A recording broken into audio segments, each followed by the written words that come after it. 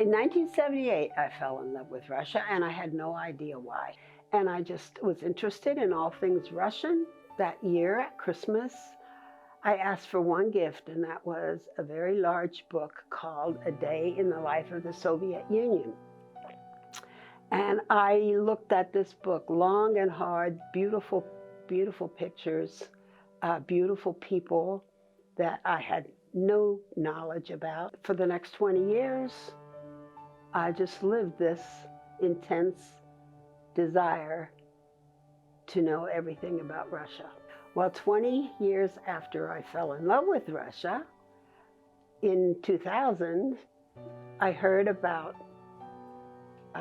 a group that was going from Davisville Church to Russia, to a large city named Kazan, who were delivering VHS cassettes of the Jesus film, which had just been newly translated into the Tatar language. And besides taking the cassettes, it was planned to go into universities and speak to classes using English, which they wanted, and also to have English workshops in the evening. And that all worked out very well. Well, one of the first people I met was a young man named Ramil. He was about 6 feet 6 inches tall. So when we walked together, it was rather funny. But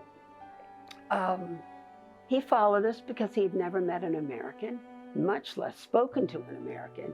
And one day he asked me, "Why would you come to Russia?" And so I told him, well, in 1978, I fell in love with your country. I don't know why.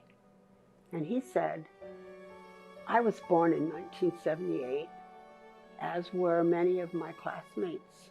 So that sort of confirmed my leading by the Lord.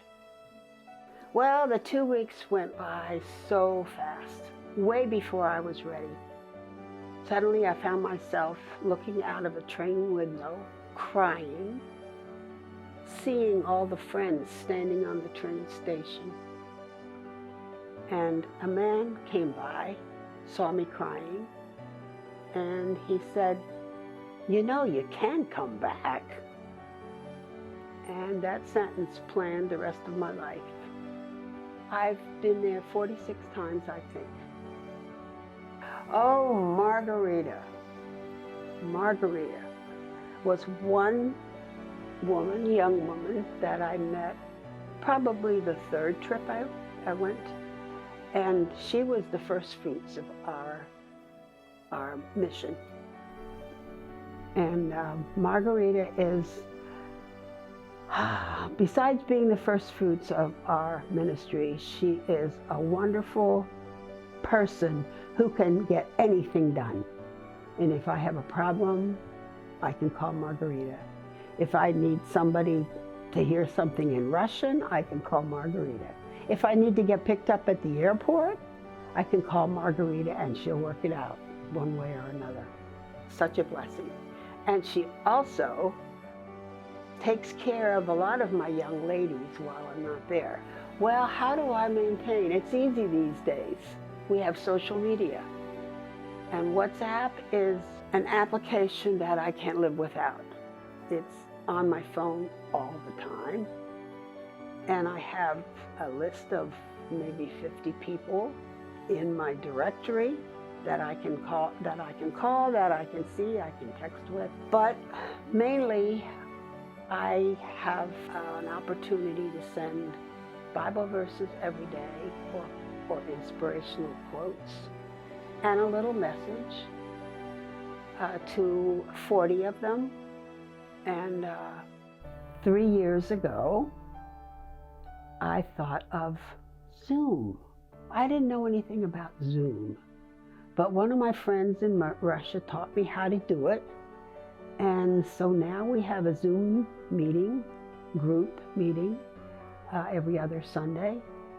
And so I get to see their smiling faces and they get to speak English because they're bad at speaking English to each other, although their English is almost perfect.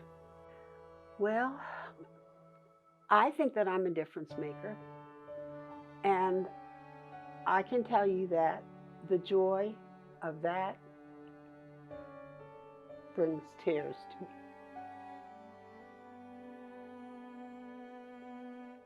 Because it's a new way of life for me. So I would say that if you want joy in your Christian life, be a difference maker, and perhaps you will find a kazan.